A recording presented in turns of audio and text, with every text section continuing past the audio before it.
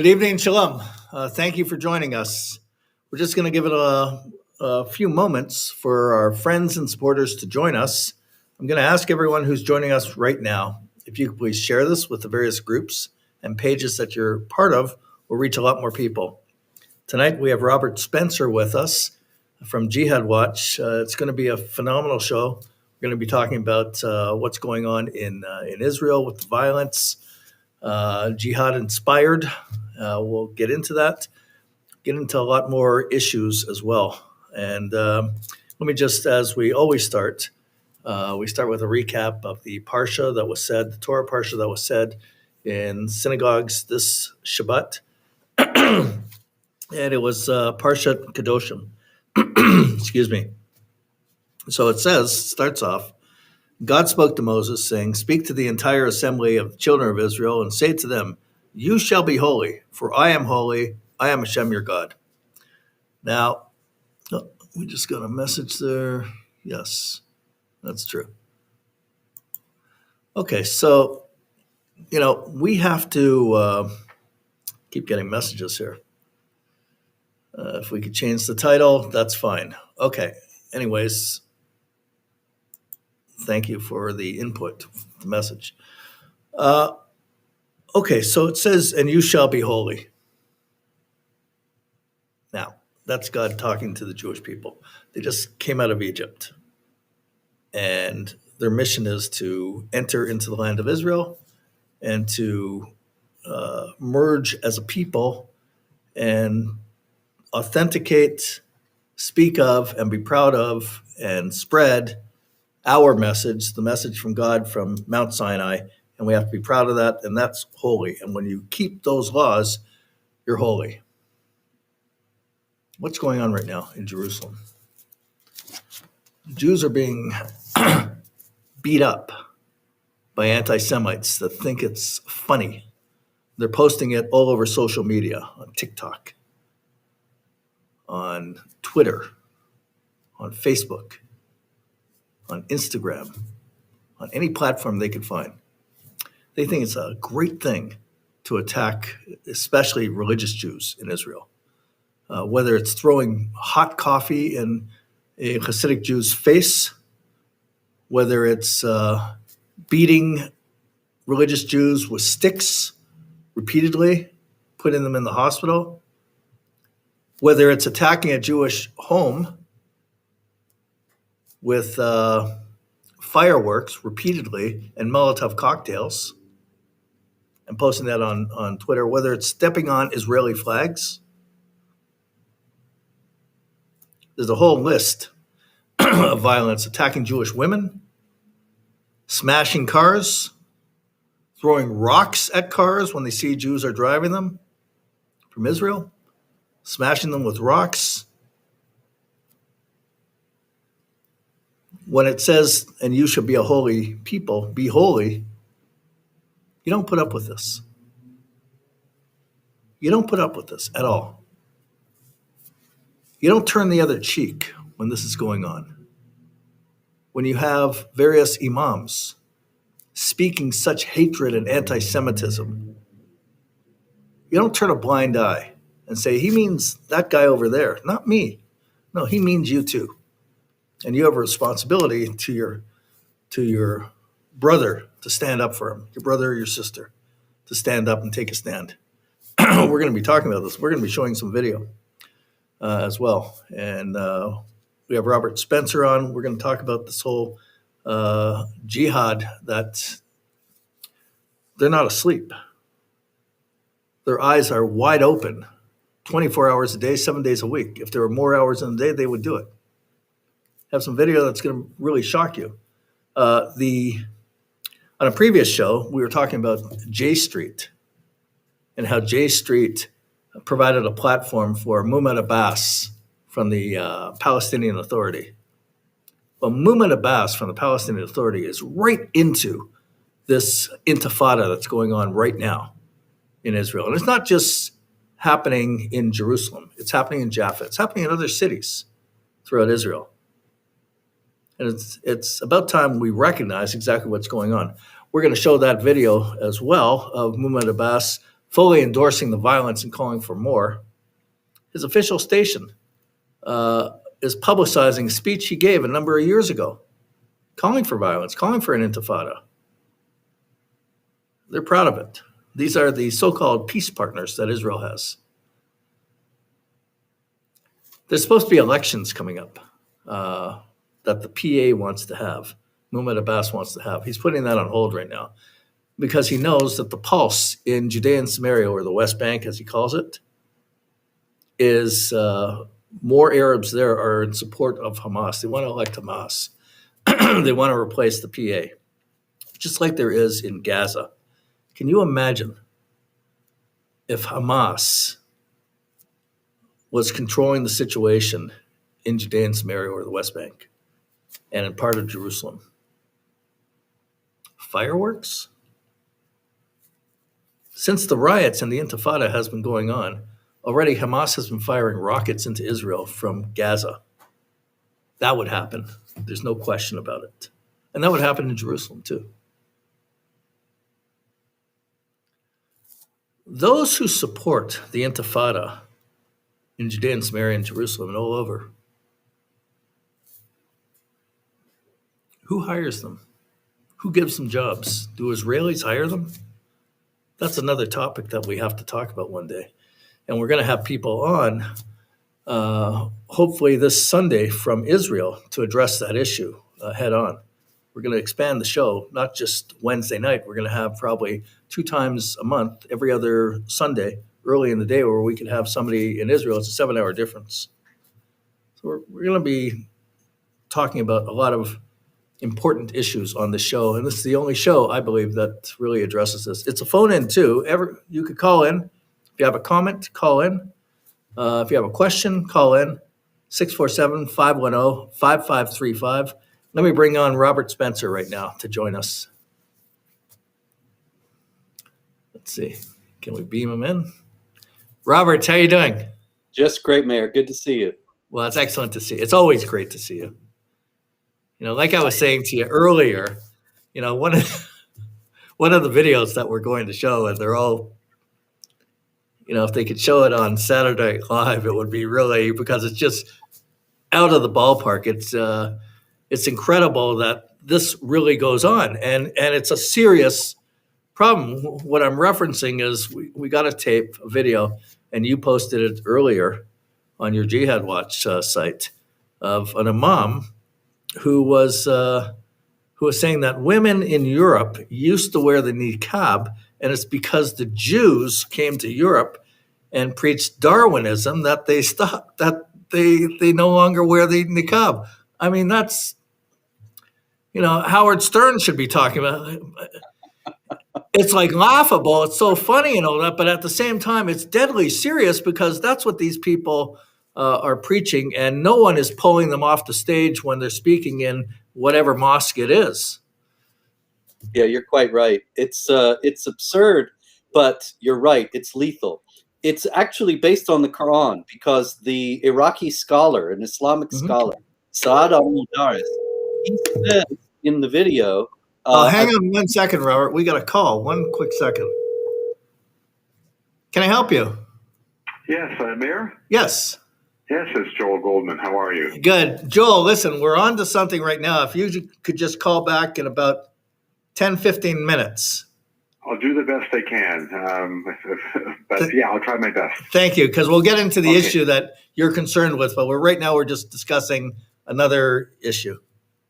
Yeah, go for it. What time does the show on until? Well, it's on right now, and it's on for another, probably at least another hour. It's on for. Okay, I'll try and get you then before the hour is up. Thanks very much. Because I only need about five or 6 minutes. Perfect. We want to hear it. Okay, thanks. Thank you. Bye-bye. Yeah, it's one of our supporters, and he's got something he wants to share with us. But go on, Robert. So he's saying actually that the Jews spread Darwinism in Europe, and that, as you noted, that women in Europe, he says, if you look at pictures from 100 years ago, okay, so that's 1921. He's saying women in Europe wore hijab. women in Europe never wore hijab, and particularly 1921. You know, you might say that if you go back a couple hundred years, you can find women wearing scarves over their heads, which is not the same thing as a hijab, because there wasn't this anxiety about showing any hair at all, and there wasn't any idea that they had some sort of they had committed some sort of honor crime if men were tempted, even if they're wearing their hair covered. But he says not only that, but they're wearing 2 or 3 hijabs. I thought, You want to do better. it's kind of like this mask business, you know. The more you wear, the safer you get, and Right. so apparently, the more temptation you ward off if you are wearing 2 or 3 hijabs in Europe. But the Jews, as you noted, they came in, they spread Darwinism, and this is because, and this is where the Quran comes in. The Quran says that the Jews were turned into apes and pigs by Allah because they disobeyed Him. This is 3 times in the Quran, in chapter 2, verse 63, chapter 5, verse 59, and chapter 7, verse 166. So 3 times in the Quran, Allah says that He transformed the Jews into apes and pigs. This clown, Mudaris, is saying that the Jews, being apes and pigs, spread, the descendants of apes and pigs, spread Darwinism among the people in Europe so that they would think they were the descendants of apes as well. And then they would be able to set aside all moral standards and have sexual relations in public. And this was apparently the objective all along of this nefarious agenda. Now, what kind of stature does this imam have? Well, like I say, he is considered to be an Islamic scholar, a revered Shiite Islamic scholar in Iraq. He's a respected individual who appears on television. This is why the Middle East Media Research Institute, MEMRI, was able to get this clip. And this is not, as you noted, some nut who was stopped and rebuked in the middle of his sermon for saying craziness. But he's people are sitting there and nodding and saying, this is the wisdom from the learned man. Now, major Islamic organizations in, let's say, Europe, England, and the United States, what do they say about it when he goes and says this? Any denunciation, any condemnation? I don't think they would have any problem with it. Certainly there's no condemnation on record.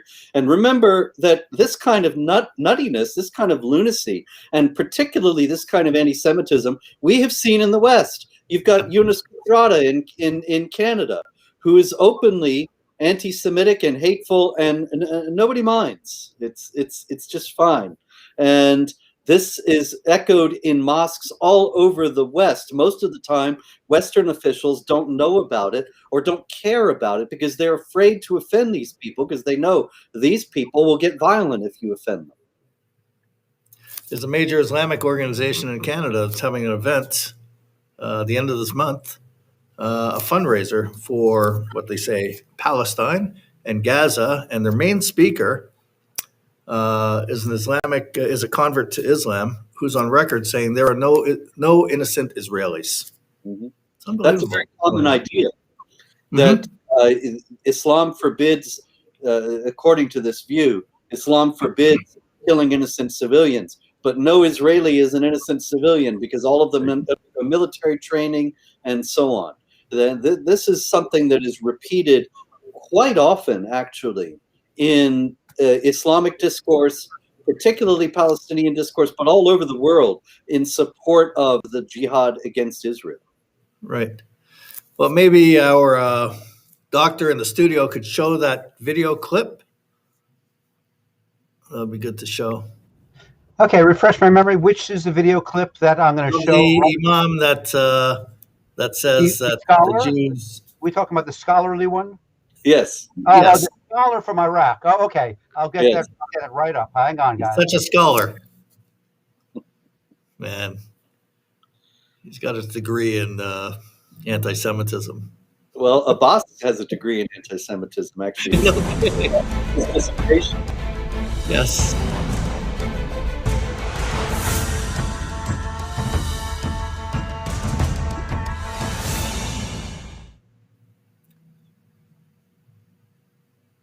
ما دام تشارلز داروين قال الانسان الاول اصله شنو قرد اجى من قرده، اليهود ارتاحوا لهاي النظريه، روجوا لها. ليش؟ مو خبيثين. منو اللي الله تعالى مسخهم قرده؟ اليهود. فصارت وصمه عار لليهود يا ابن القرده.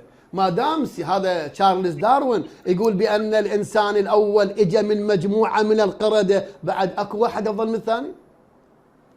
إذا كانوا آبائنا مسخوا قردة وخنازير، هذا تشارلز داروين يقول بأن الإنسان الأول إجا عن طريق حلقة أو دائرة من القردة عن طريق طفرة وراثية. ما الإنسان الأول، إذن كلنا شنو بالأصل؟ قرد. روجوا لها. والمشكلة كثير من شعوب العالم اعتقدت بصحة نظرية تشارلز داروين. المال اليهودي درسوها بالجامعات بالمعاهد، سووا ندوات مناقشات، فاقتنعوا اللي اقتنعوا بنظرية تشارلز داروين وأنه الإنسان الأول أصلا من القردة، دخلوا في دائرة الإباحية الجنسية. فعلا سؤال، هاي الإباحية الجنسية بأوروبا متى ظهرت؟ من البداية؟ انت لو ترجع 150 سنه لورا 200 سنه تلقى الشارع الاوروبي شارع يعتمد الحجاب. اكو بعض الوثائق على الانترنت قبل 110 سنوات في لندن صوره مصوره ما تلقى الا محجبه، ومو حجاب، حجابين وثلاث. شلون صار المجتمع الاوروبي اليوم مجتمع يؤمن بثقافه العري؟ لان ذولا بعد ما اعتقدوا بان الانسان الاول اصله قرد، زين قال لك احنا ايش دعوه؟ زوج وحده وما تطلقها ولازم كنيسه وغيره، ليش ما نعيش حياه ابائنا القرده ينزو بعضهم على البعض؟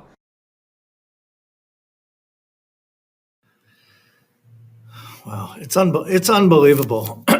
what's Here, what's going on. I have to apologize. I misrepresented the Nobel scholar in saying that it was 100 years ago. He did say 200 years ago. And so there were a lot of women wearing their heads covered in those days. But also he says 110 years ago, so that's 1911, women were wearing 2 or 3 inches in Europe. And well, that's just, unfortunately, his scholarship has to be called into question a little bit here. Yeah. Maybe a little bit. Yes.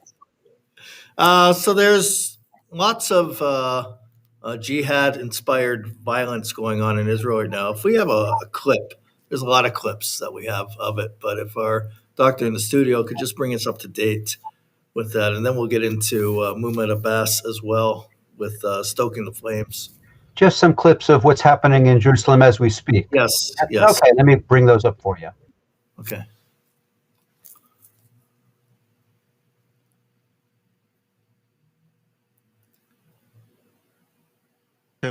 There was a siren again with very loud explosions. We didn't really wake up since we've not been sleeping for a few nights now. We were tense and ready for this to happen. A few hours later, 3 more rockets fired, 2 of them intercepted by the Iron Dome aerial defense system. No damage reported, but a few people were lightly injured while running.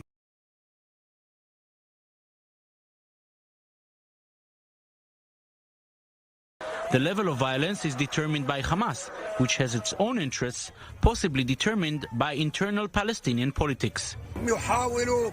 They are trying to push the Palestinian elections because they know it is not for their benefit. And that is why we tell the Israelis that regardless of the elections, our stance towards Jerusalem is very clear. The elections that may or may not take place next month are the ones dictating how Hamas will act. And as unfortunate as it may be, they are currently deciding how violent the Israel-Gaza border will be. And Damascus Gate, we're there every day. Jews are getting beaten there.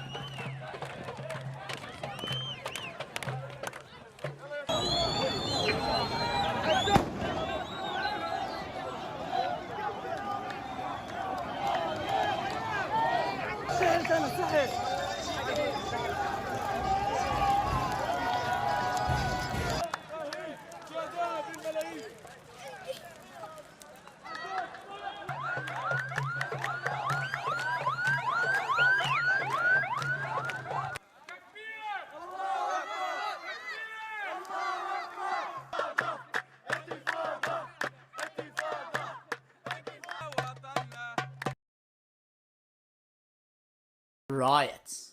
So the very first clip is the clip that went viral and that angered a lot of religious Jews. And we can see two Haredi, ultra-Orthodox religious Jews sitting on the tram, public transport, just having a chat. Close by is Fakistinians, and as you can see, the Fakistinians are unprovoked, and he just slaps the Haredi Jew straight through the face for no good reason.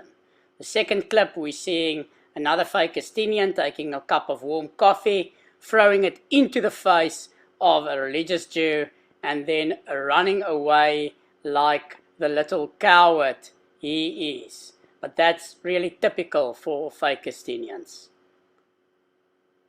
On the third clip, we see an old religious Jew with his wife just walking in the street, and then we see a Fakistinian pushing and shoving him from the back repeatedly, and this was just a clip that I've taken from the whole scene. And here we see on the fourth clip a group of Fakistinians brutally beating a religious Jew who was just walking his dog. You can see he's still holding on to his dog, not harming anyone, just walking the streets. And these Fakistinians, the cowards that they are, individually attack him. And what can I say? That's just Fakistinians for you. And in the fifth clip, we see a religious Jew just driving his bike in the street, and we see a bunch of Fakistinians attacking him. You can also see a girl is involved, but you know, they do have no shame. And then we see them running away like the cowards they are as soon as the Israeli police come storming in. And all these Fakistinians was rounded up, which we will see. Well, I don't know. It's Ramadan, Mayor. It's Ramadan. Ramadan is the holy month of the Islamic calendar, and the holy month means that's the time when you redouble your efforts to please Allah. Now, what pleases Allah? Muhammad was once asked, can you name a deed that is greater than jihad? And Muhammad said, I do not find such a deed. In other words, there's nothing greater to do than jihad. Another hadith attributes to Muhammad the statement that the last days will not come until Muslims kill Jews, and the Jews will hide behind trees, and the trees will cry out, "Oh Muslim, there's a Jew hiding behind me, come and kill him." These kinds of passages make it clear that violence against Jews is an act of Islamic piety. It is an act of Islamic religious devotion. So in a month when you are trying to redouble your devotion, that's when you're going to be more violent, particularly against Jews. Yep. It's unreal that, I mean, you know, we've been following this, you've been following it longer than me, and that this goes on without any objection. And then you have organizations, for instance, like J Street, that will, in fact, work with these Islamic organizations that preach this, and they will say any Jewish organization that speaks out against it, you are a racist, you're working with white supremacists, so on and so forth. It's unbelievable is an understatement, actually. And the Palestinian Arab organizations in North America and in Europe have very skillfully portrayed themselves as oppressed victims, manufacturing atrocities of the IDF, portraying themselves, this apartheid business. It's insidiously, demonically clever, really, because you can see how much of a trauma the idea of racism is for people in Western society. It's tearing the United States apart right now. And so to say it's all a racial thing, it's because we're Arabs or something like that, that's music to the ears of the Western left. And they lap it up. They can't get enough of it. And they're completely fooled by it. Now, Muhammad Abbas, you had that clip on your site where he's stoking the flames, and he's just justifying the Intifada. He wants more and more and more. we have that clip. We could show that, and this is supposed to be the peace partner for Israel. And let me just throw this in: his supporters, those who are creating the violence. Just a little question: where are they working? Who are their employers? What companies are they working for? Are they working in any of the Israeli hotels? Some of the people involved in the violence, the anti-Semitic violence, jihadist violence, putting it on TikTok. Where are they working? Are we supposed to do business with these people? It's an open question there because, for people who want to have just relationships with almost anyone, you work, I work, let's go out for a beer or something like that, or did you have a hard day at work, that kind of thing. I mean, if you're going out involved with these riots and the violence, no, you got to be called out, you got to be identified. Palestinians are the biggest welfare state on the planet. A lot of them don't work. Their job is to wage jihad against Israel, and they're paid by the European Union, by the United States, by Canada to do this. And then UNRWA, the United Nations Refugee Agency, teaches jihad in its schools and has been repeatedly discovered to do this. They say, oh, yes, it's all a mistake. We're going to reform the textbooks, and nothing ever changes. Yeah, I know. And President Donald Trump, he cut off funding to UNRWA. And Joe Biden reinstated it. And that's their educational system, that they are teaching that. It's not working for peace. It's working to promote the ideology of Hamas or Islamic Jihad or one of those groups that's on the international terrorist list. We have the clip of Mahmoud Abbas. If we could show that. I'll bring it right up. I think it's important also to realize that these riots going on, they're nothing new. I mean, we've had them in 1921, in 1926, in 1936. It's more of the same. As sadly as we know, just history just repeats itself. Let me bring up that video for you. Okay.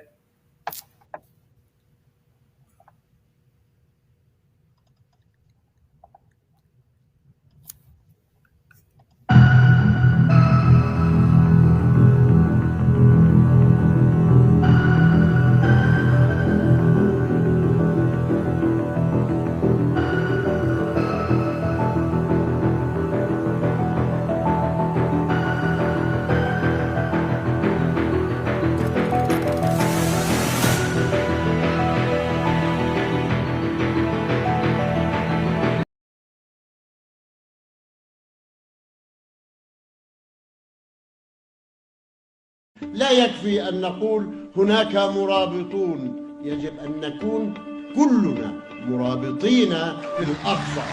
لا يكفي أن نقول لقد جاء المستوطنون، جاءوا ويجب عليهم أن لا يأتوا إلى الحرم، أن نمنعهم من دخول الحرم بأي طريقة كانت. هذا حرمنا وهذا أقصانا وهذه كنيستنا، لا يحق لهم أن يدخلوها، لا يحق لهم أن يدنسوها. يجب علينا أن نمنعهم، أن تقف صدورنا العارية في وجوههم لنحمي مقدساتهم.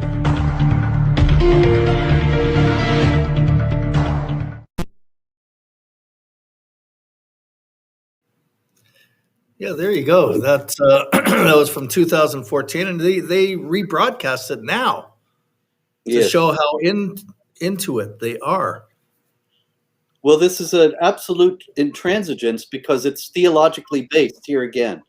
The one thing that Mahmoud Abbas and everybody else in the Palestinian Authority and everybody else in Hamas and everyone else in Iran and in all the other allies of the Palestinian jihadis, they always talk about Islam. They always say that this is an Islamic struggle. And this is why he is saying what he's saying now, that we're fighting a ribat. This is a religious struggle because the Quran says, drive them out from where they drove you out in chapter 2, verse 191. Now, that's a very important phrase. As a matter of fact, it couldn't be more important. Drive them out from where they drove you out. Now, Mayor, you know that the Israelis did not actually drive the Arabs out, but invited them to stay. But the Arab League told them to leave in 1948 and said, you'll be back as soon as we destroy Israel. You can come back. It'll be a matter of weeks. And they didn't win the war. They weren't able to come back. But they left voluntarily, as was reported by many, many Arab news sources and other international news sources at the time in the late 40s and in the early 50s. I document many of them in the book, The Palestinian Delusion. And they left voluntarily and then concocted this historical myth that they were driven out. And they did that not only because they're able to play on the victimhood, play on the sympathies of the world as an oppressed people, which, like we were talking about before, that's music to the ears of the left in North America and Europe. They love it. But not only that, but because it situates it in Quranic theology, in Islamic theology, that they now have a responsibility before Allah to drive out the people who drove them out. And so he's saying we have this holy struggle to retake Jerusalem, all the entirety of Jerusalem, and then the entirety of Israel. And he's already on record saying several times that no Israeli, no Jew will live in the Palestinian state. There are plenty of Israeli Arabs, but no Jew will live in the Palestinian state because it is theologically unacceptable for them to do so. They have to be driven out as per the command of the Quran. Right, right. And see, Mayor, that's the one thing everyone discounts. Everyone in the West. There are all these analysts whose full-time job is to make peace between Israel and the Palestinians. And they've been trying to do it for decades, going back to the Camp David Accords and before that. And every last peace initiative has completely ignored Islam. And every last statement from the Palestinian Arabs about the conflict is all about Islam. And yet that's the one thing that Western analysts consistently, continually ignore, and that's why all their solutions never work. And they also ignore that the PLO was created in 1964, 3 years before the 67 war, when they were in what they call the West Bank. They did not create a Palestine state. And they were in Gaza. They did not create a Palestine state there either. They now they have a dressed up slogan, two-state solution, let's make peace, with everything else that they're saying for the Intifada and everything else, and the message from Hamas and rockets and everything else. If they formed the PLO in 1964 when they had Judea and Samaria, the West Bank, and they did not create a Palestine state, what did they want then when they decided to go to war against Israel in 1967?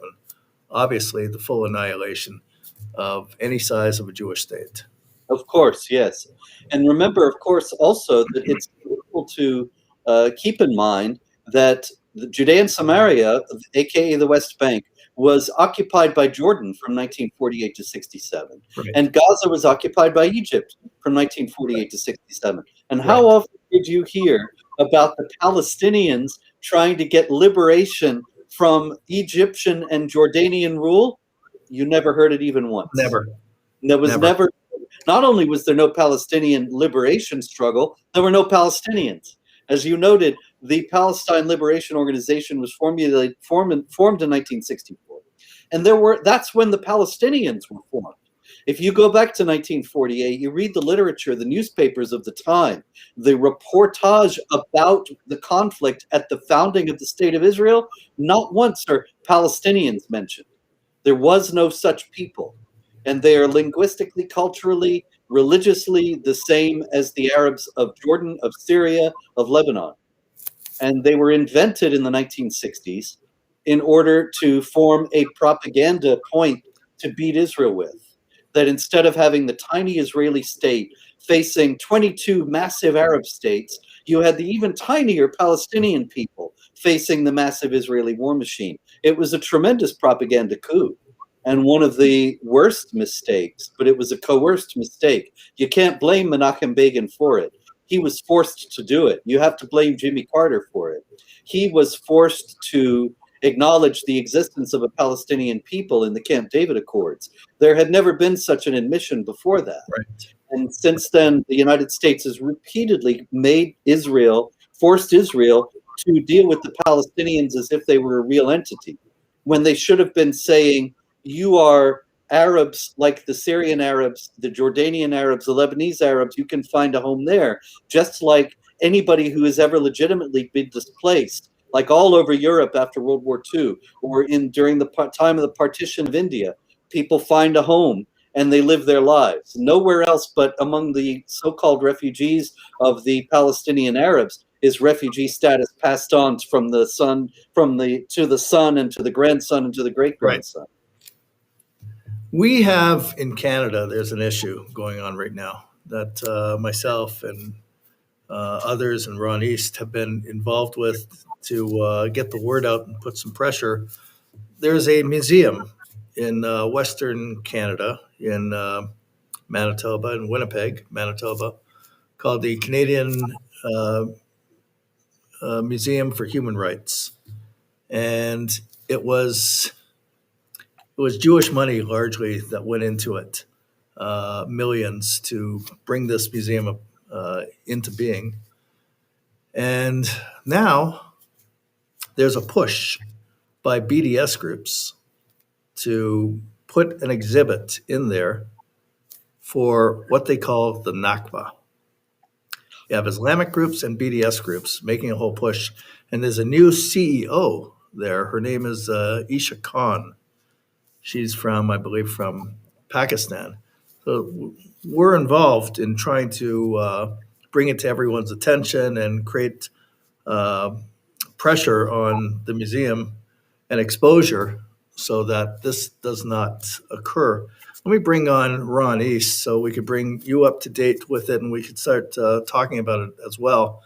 But it's really, it's a big issue. It's a major issue right now that we're very involved with and advocating against this right now. Is Ron on? Where's Ron? Hey, guys. Hey, Ron. How you doing? Doing well. Just listening and enjoying the show, Robert. Immense amount of knowledge and just a pleasure hearing you. It's amazing how we all know what the truth is, and yet it's very difficult to get the truth out there to those in the progressive woke part of Western society. It's just amazing to me, that the Arab world is coming closer and closer to Israel with the Abraham Accord, and yet it's the Western world that's going farther and farther away. Just ridiculous. That's absolutely true. Yeah. So, Mayor, what did you want me to? You want me to bring up to? Well, let's just. We have viewers, we have people watching, sharing, all that. So let's just bring us up to date. A little bit about the museum. Yeah. So like Mayor said, the museum and the Canadian Museum for Human Rights was actually initially envisioned to be a Holocaust museum by Izzy Asper, a very well-known Jewish philanthropist and businessman out of Winnipeg. His family and his and his business and his philanthropic side put in, I believe, close to $100 million with fundraising and everything else into the museum. At some point for the museum to get the recognition of being a national museum, they had to switch focus, and it switched from a Holocaust museum to a museum for human rights. When that transition kind of happened and the museum became controlled by the government versus by the Asper family, things started changing a little bit in the dynamics of the museum. And from its inception, the Palestinian community here in Winnipeg has been strongly urging the museum to include a display of the Nakba. So this is not something new that they're trying to undertake only recently. In the past, they've run into pretty much dead ends when it came to the Nakba. There were some, listening ears and everything else, but there was an understanding that, it wasn't a priority for the museum. And I think that people previously understood the complexities involved with trying to put such a display on. Recently, in the last year and a half or so, as the entire Western society is going through this woke realization, I don't know, this awakening, if you want to call it wokeism, the museum wasn't spared. And of course, people came out and complained about a variety of things relating to the museum. Of course, racial inequality, that all of the people in management were white, yet all the people that were, doing the tours were people of color. So the museum was given a perception that the museum was this homogenic, all-inclusive, but in reality, the people in power were still the whites. And there was a big investigation that was undertaken. and changes were put in place. One of those changes was to instill somebody in position of leadership who would be more representative of the current status and the current feelings, I guess, in society. And that's where Isha Khan comes to be. She's a human rights lawyer. She used to head the Human Rights Commission here in Winnipeg. She is indeed Pakistani. That's not to hold against her whatsoever. And then what ended up happening is, as we discovered, Isha Khan, who you see the picture right here on the screen, turns out is a very good friends with Rana Abdullah, who is spearheading this entire push to get the Nakba into the museum. And it appears that because of that close relationship, there is a will, or at least an opportunity, for the Palestinian contingent to try and get further ahead with the Nakba. And they've got some assurances, actually, from Isha Khan and from the executive at the museum that they're actually seriously looking at how to incorporate the Nakba as a display at the museum. And they even suggested that they might want to use the ICC ruling, the recent ruling by the ICC about investigating Israel for war crimes, as an open door, as a Trojan horse, if you want to call it, to try and get in the story of the Nakba into the museum. Yourself, Mayor, myself, and many others have stepped up and have raised a lot of concerns to the museum. We've sent letters, we've had conversations. In fact, we're having a meeting with them in the middle of May to really try and provide at least another, I don't know if you want to call it narrative, because it's not narrative, but to give them the facts about what actually happened during the Nakba. I'm sure that Rana Abdullah does not share with the museum, the fact that the leaderships of the Palestinians was very much involved with Hitler and the Nazis, during World War II. I'm sure she hasn't shared with them the fact that they wanted to bring the final solution to the Middle East, to Palestine, and to North Africa. I'm sure she doesn't share with them the fact that, that it was the Arab leadership that persuaded, to a large part, the Palestinian, if you want to call them that, the pan-Arabs who lived in Israel at the time, to vacate their homes. And in reality, something I only learned recently was out of the 550 to 700,000 people who would have been moved or left their homes during the war between 1947 and the end of the war, the Independence War, 1948, the majority of them actually moved either to the West Bank or to Gaza. So out of 550, 700,000, close to 500,000, actually stayed within the borders of what at that time would have been Mandate Palestine. So there wasn't this great, amount of people just left, to these other countries, like this mass exodus. They simply moved out of Tzfat or out of wherever they were, and they moved somewhere in the West Bank, and they moved somewhere in Gaza. And these are things that I don't think are being shared with the museum, and I think those are the things that we need to share with them to ensure that the Nakba doesn't find a place at the museum. You want to talk about a real Nakba? Let's talk about 850,000 Jews who were expelled from Arab lands. You want to talk about a real Nakba? Let's take a look at what's happening in Lebanon right now with the Palestinian people. You want to talk about apartheid? You want to talk about all those things? Let's look at how Palestinians are being treated by their own brethren in their countries. If you want to open up, a big scope and look at what's going on in the Middle East, you can't just be selective, where you're going to look. You're going to look in every cupboard. If you're going to look in every cupboard, you're going to find that the Israeli cupboard is a fairly good cupboard to be in. That's why 80% of Israeli Arabs, say that they would love to stay with Israel. Should there be an opportunity of a Palestinian state, would they want to get Palestinian citizenship? Over 80% of Israeli Arabs say the answer is clearly no, we don't want that. Why don't they want it? Because they themselves recognize how great they have it living in Israel as Arab citizens. And if you look at GDP, if you look at birth rate, if you look at the age that people and pass away, if you look at all the measurements across the Middle East, you see that Palestinians overwhelmingly do fairly well, not only inside Israel, but even inside the occupied territories in Gaza. They still fare fairly well as compared to the rest of the Middle East. Then the question is, what is this obsession with Israel? Right? And I call it obsession of Jew hatred. And when you're obsessed about something, it's a 24-hour, 7-day a week, 365-day a year kind of a thing you do. And now, let me point out that many of the organizations that are supporting this campaign to bring a Nakba exhibit into the museum, they support publicly the Intifada. Correct. This will enable more violent anti-Semitic attacks in Canada. There's absolutely no question about it. Right now, there's in fact in the United States, there's protests from BDS groups. I just posted something earlier today.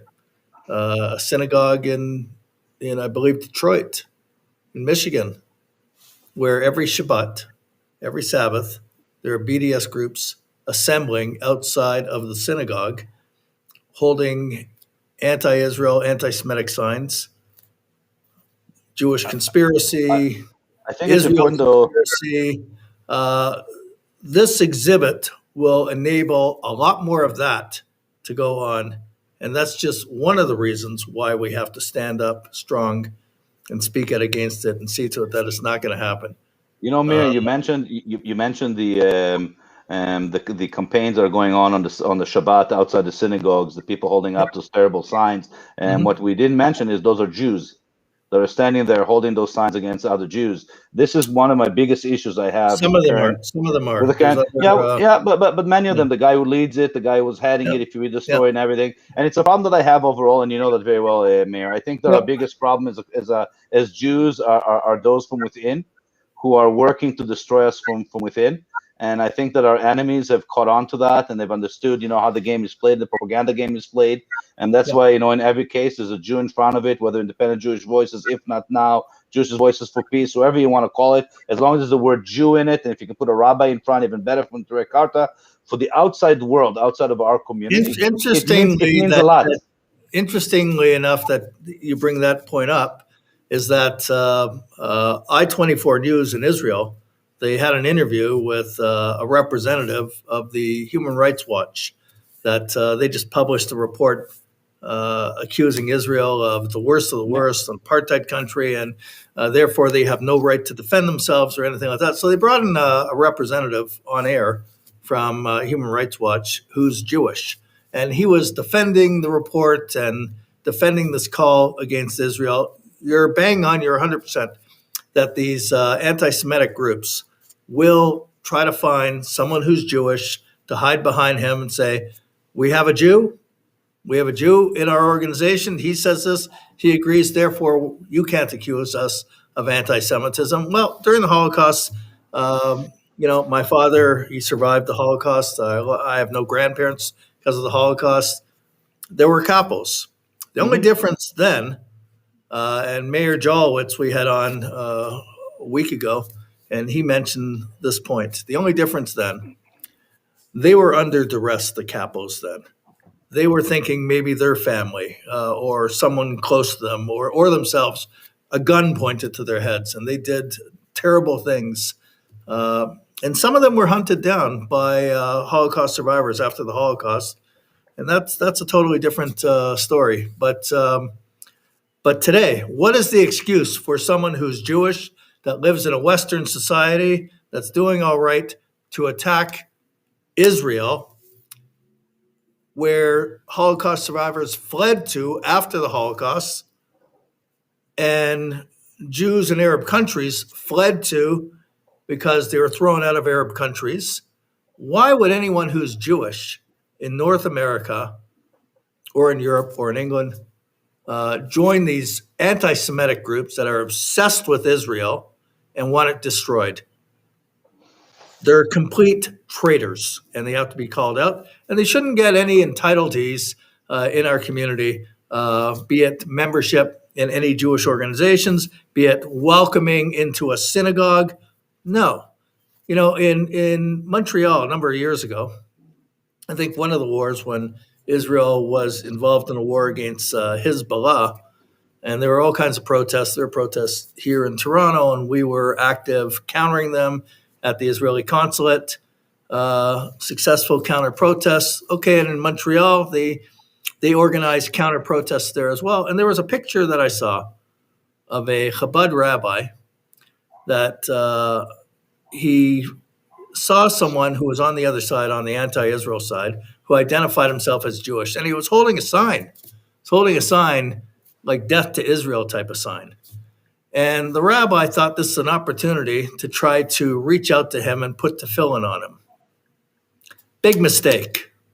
When you cross that line and you join those people who want the annihilation of Israel, you don't become a bleeding heart and say that this is my brother and my obligation is to try to embrace him and show him the way. Your obligation as a rabbi is to strengthen us who are standing in opposition to those jihadist anti-Semites. That's what your obligation is.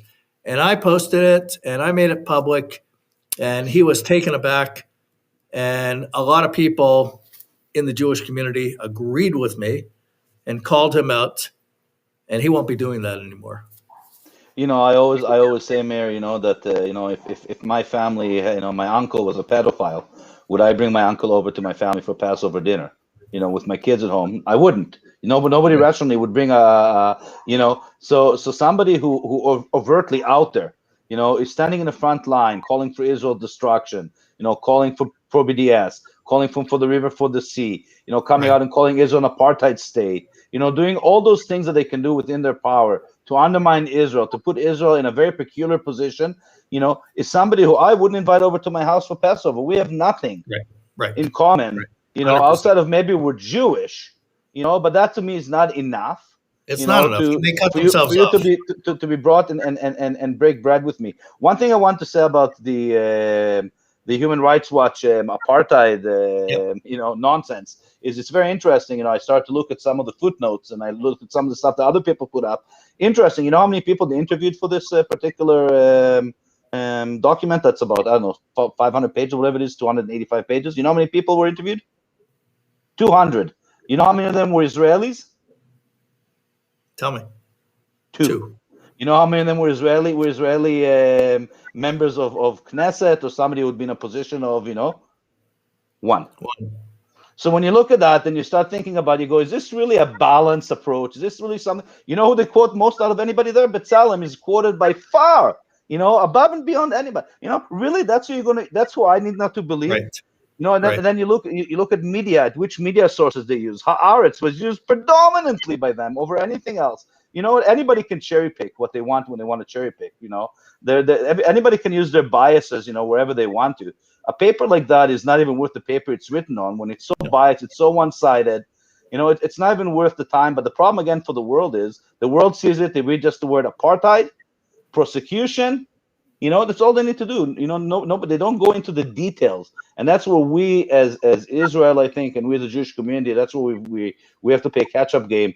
Is coming out to the community and explaining our side in a much more forceful way. And too often we have this Bleib still mentality. You know, let's stay quiet. You know, let it pass by. You know, once it's gone, it's gone. If you're going to raise anything about it, you just give them more focus. You know, you just give them more attention. You know, I've seen in my own community here in Winnipeg how that works. It doesn't work very well. It doesn't work very well because every time you give an inch, you know, you're not just giving an inch, you're giving a foot, and then you're giving a mile, and you're giving more and more and more out of it. And the more you give, at some point, it's very difficult for you to push back. And we're getting to the point where it's very difficult for us as a community to start pushing back because we're allowing independent Jewish voices in Canada to have the same merit, to have the same weight with outside of our community, you know, as if they're speaking the same weight as our federations. When independent Jewish voices same thing in the United States. Robert, you probably see a group there they called Jewish Voice for Peace. Sure. Yeah, absolutely the same thing. And you know something about Jewish Voice for Peace that I think a lot of people don't realize is that a great majority of their funding, at least a few years ago, was coming from non-Jewish sources, coming from Iran, and other entities that were very clearly attempting to destroy Israel, and they're using these people as fronts. And the left, of course, their religion is the left, their identity and their culture is the left, over everything else, and so they were happy to serve as front.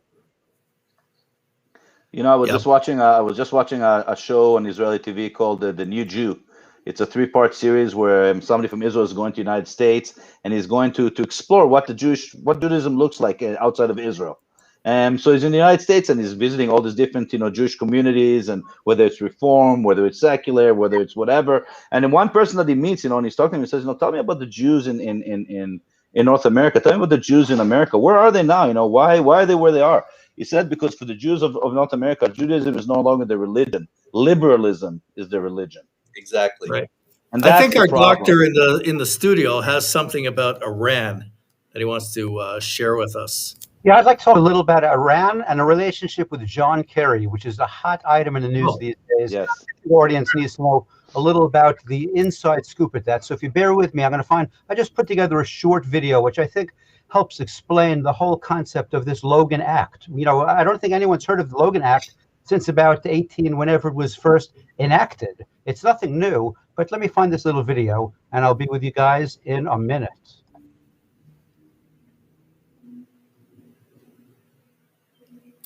Also, if anyone has any questions or comments you want to make, you could call into the show, 647-510-5535. We'll take your calls.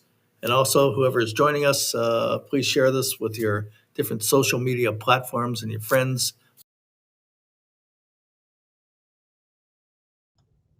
So we're going to discuss a little bit about the whole concept of what's going on, if I could get that on there. So basically, John Kerry, you know, we know his history. So let's get a little bit of history of John Kerry.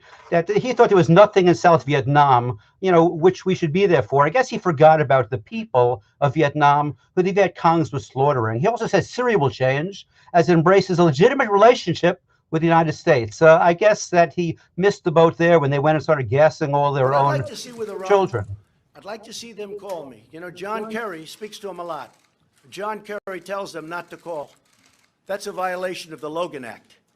And frankly, he should be prosecuted on that. But my people don't want to do anything that's, only the Democrats do that kind of stuff.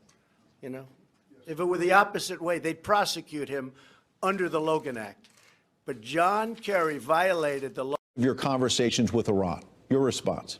Well, that is once again another presidential lie, a complete effort by the president to distort reality, because if he knew anything about the law, he'd know I didn't negotiate with anybody.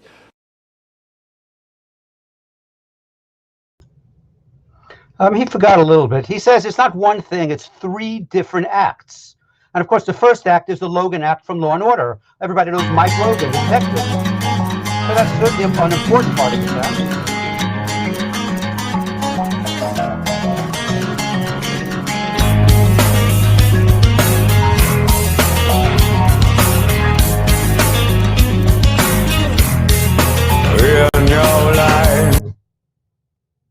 And then there's the second Logan Act, William Logan of Logan's Run, which William Nolan wrote. The 23rd That's part century 2 will be of here Logan Act. sooner than you think. Coming this summer, Logan's Run. But he forgot about the third Logan Act, which is certainly more crucial from where we're discussing the.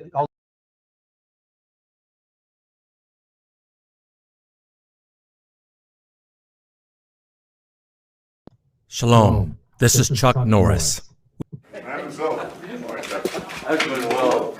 Good to see you, Prime Minister. It's good to see you. Well, thank you. Listen, Israel was strong, but it's indestructible now. You got to meet my wife, Gina. Hello, It's a how are pleasure. you? How are Thank you? you for having us, Prime Minister. My pleasure. Thank you. Good to see you. You too. I think we can tell our security people to leave. We don't need them anymore.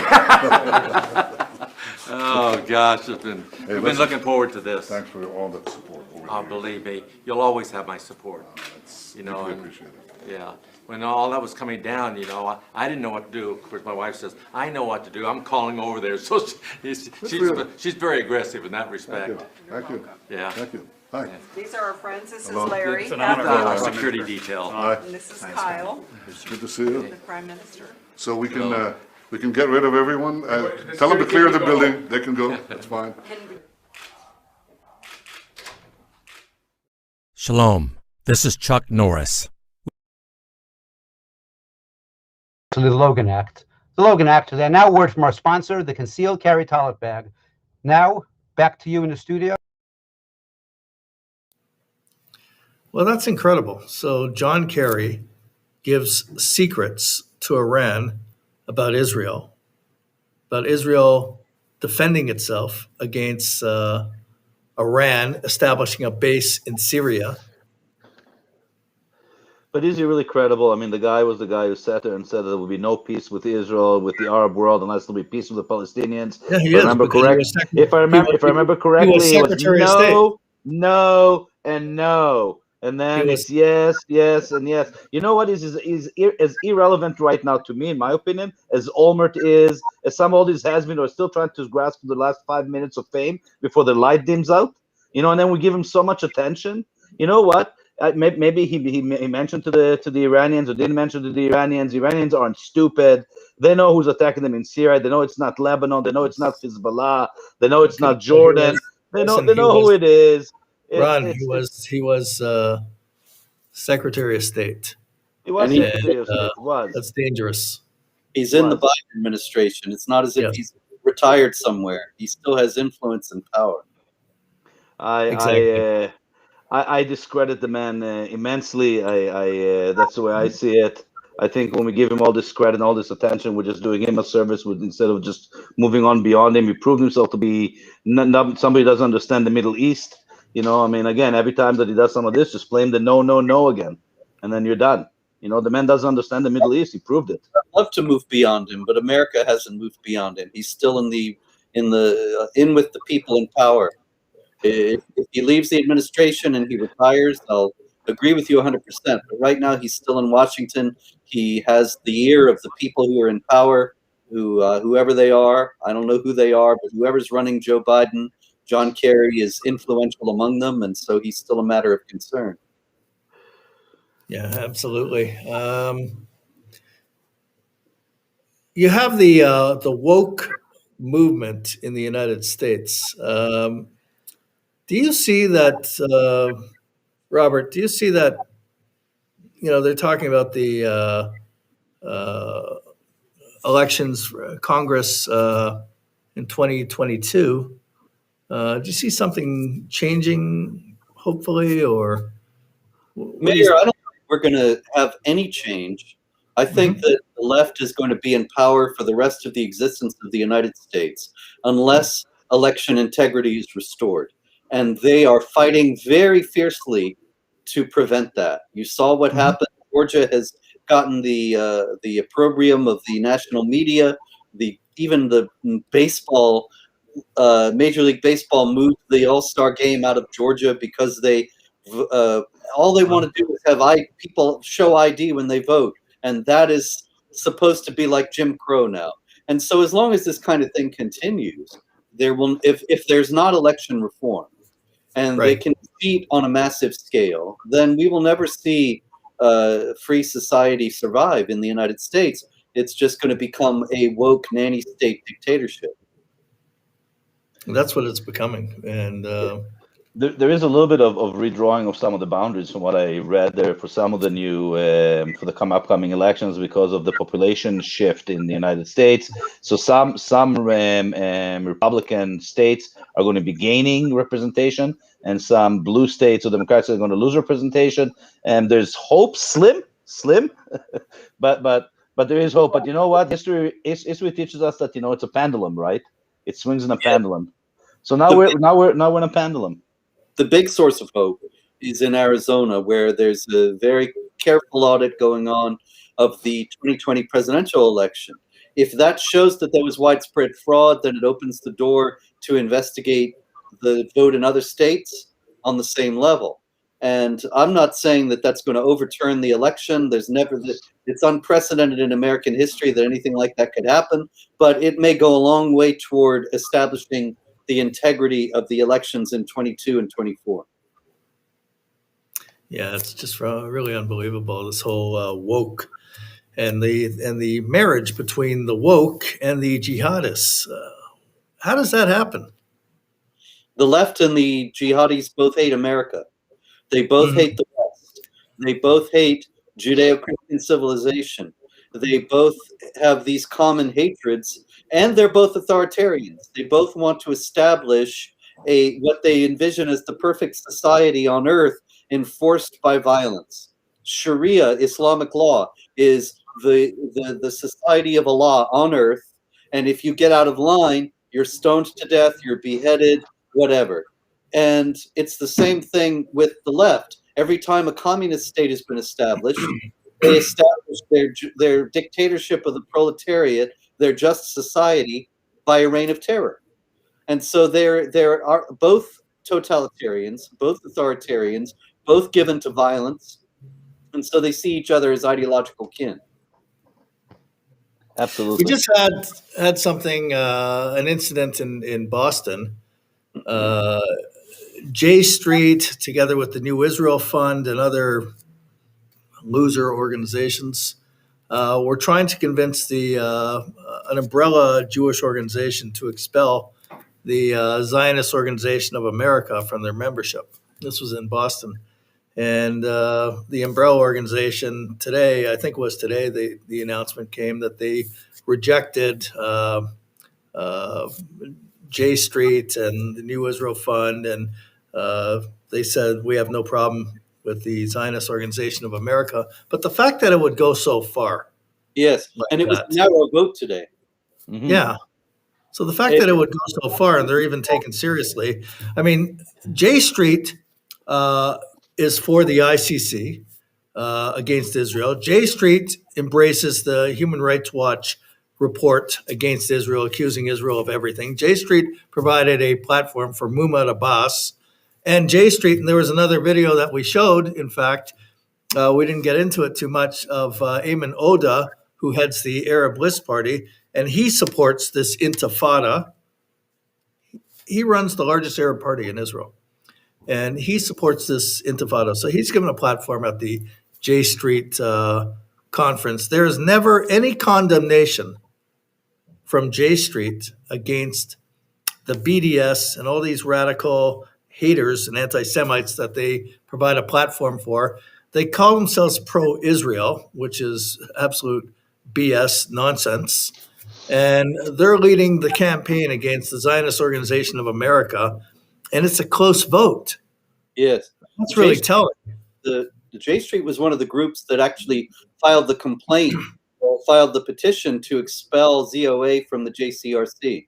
That's where it all comes from. It's part of the initiative to rule any dissent out of the boundaries of what's acceptable discourse altogether. And so what happened was Mort Klein of the ZOA had criticized the Black Lives Matter movement. And so they say, oh, see, he's a white supremacist. No, this is ridiculous. Mort was noting that it's a communist organization, that the head of it is an avowed Marxist, that they're inveterately anti-Semitic, that the the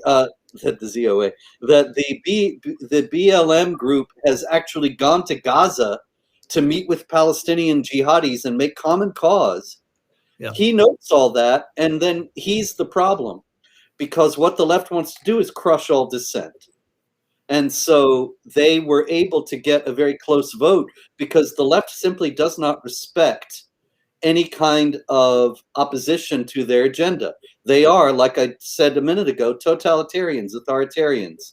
And so Mort Klein dared to dissent from their line, then he has to be smeared and defamed as a white supremacist and destroyed. And they very narrowly failed in doing so. I would not be surprised if they tried again. And really, you know, I'm presuming to give advice to Mort Klein in this, and I hope he'll forgive me for that. But I would say it's now that you have won that vote, now it's time to quit that organization and call on everybody else in the JCRC who supports free inquiry, free discourse, genuine support for Israel, and not this kind of hatred for Israel disguised as a concern for human rights. Right. And your own organization that's a parallel group, and call out those people for what they are, for as Trojan horse haters of Israel masquerading as supporters of it, or masquerading. 100%. Exactly Well, it. let's see what.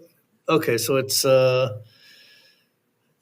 every show we just before we're going to wrap up, we bring on a song that we have to lighten the mood. We got something great that our doctor in the studio has, and then we'll wrap up with final statements.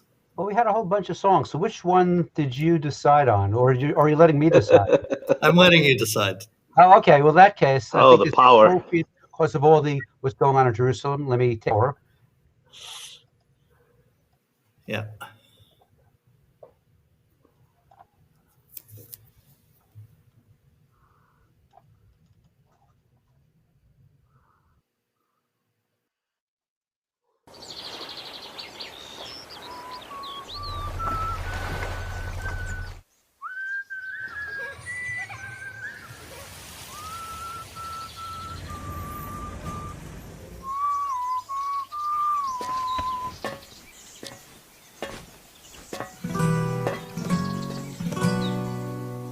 קולות בלבב בנימה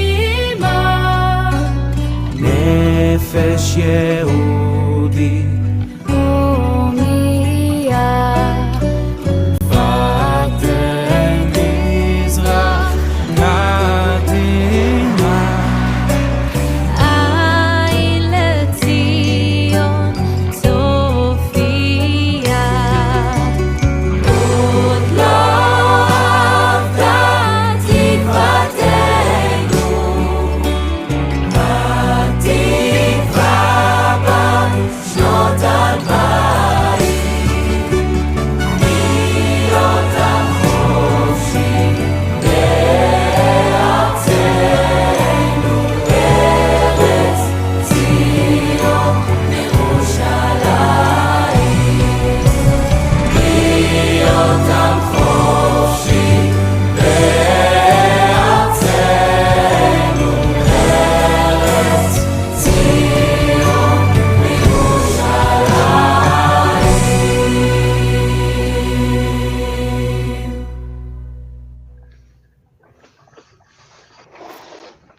Anybody have any closing comments before we Well, sign that out? was wonderful. That's a wonderful show a song to have on the show to cap off everything that we've been talking about. Israel is going to persevere and survive through this. Israel is becoming more prosperous than ever.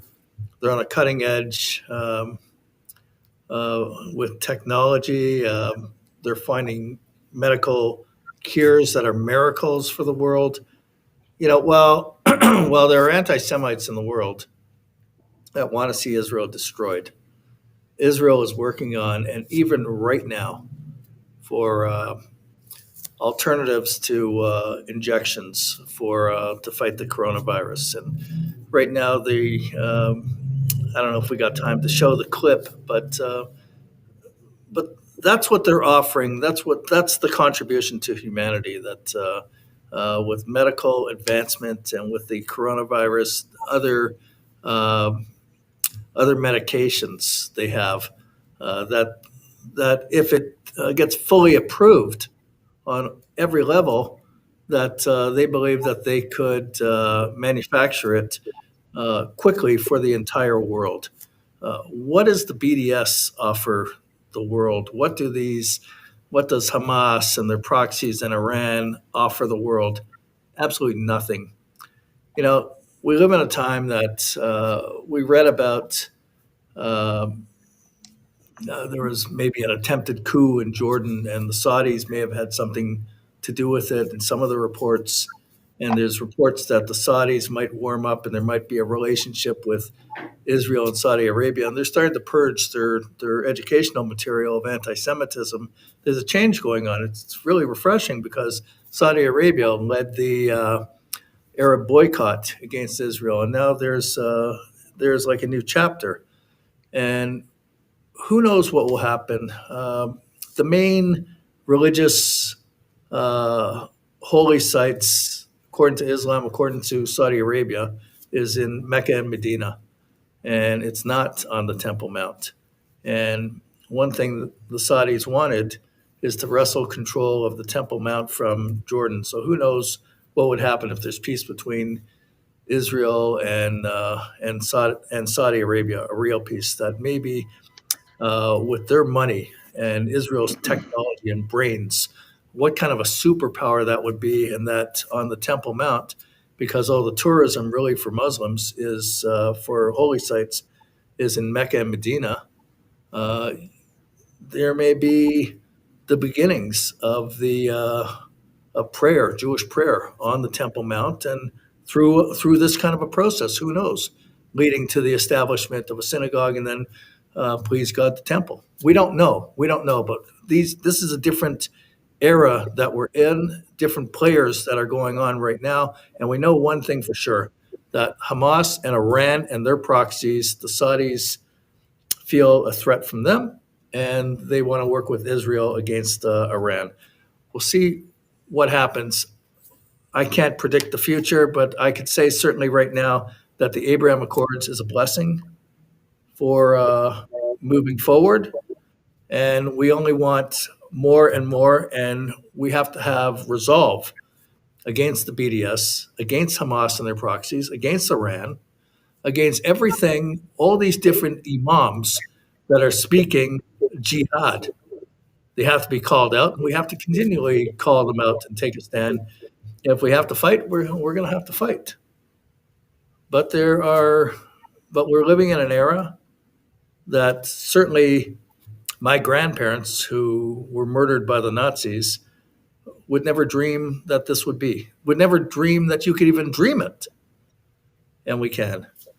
So I want to wish everyone all the best. Next week, we'll have a show again, and we're looking to have a show on Sunday with a representative who's involved with the Otzma Yehudit party.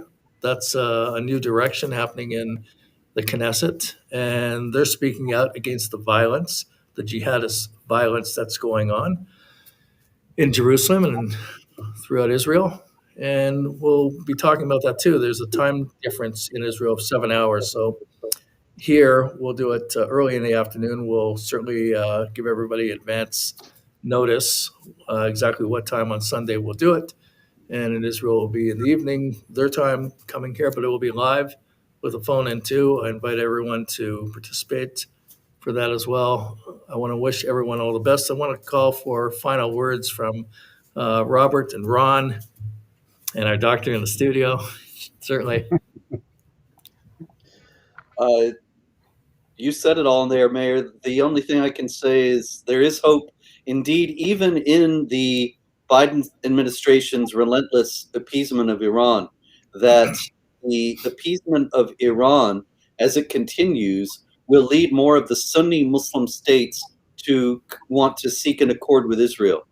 And so it may end up paradoxically strengthening Israel's position in the Middle East and leading to peace in a backhanded fashion. But it's one of the principal impetuses behind the Abraham Accords has been the common foe of Iran. And so the more Biden empowers that, the more the need for alliances between Israel and the Sunni states will be seen by the Sunni state.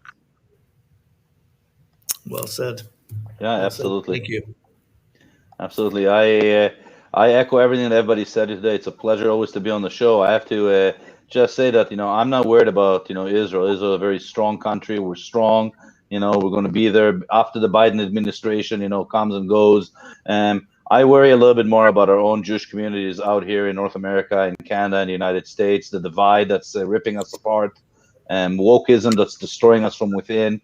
I think that's where our focus needs to be in North America. Israel is strong. Yes, we need to pay attention to what's going on. We need to pay attention to the jihadists and everybody else, but I think we need to pay a closer attention to what's happened to us here at home and what's happened to our communities right here in our backyard. We got to fix it here at home before we can do anything that helps, our fellow Jews back in Israel.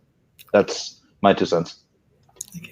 My 2 cents is there's a lot going on Facebook about the Nakba. It's being publicized. It's false. It's rewriting history. But yet when on Facebook, I wanted to post this, it was blocked and was not approved. And there's nothing on this page that is not 100% accurate and factual. But they felt that it wasn't, within their right or their ability to post this. So that's, unfortunately, as we know, there's a lot of people fighting against us, but together I think we can win the fight. We just need to never stop fighting.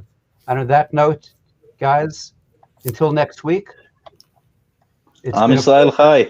and Thank you very much. Shalom. Shalom aleinu ve'al kol Israel.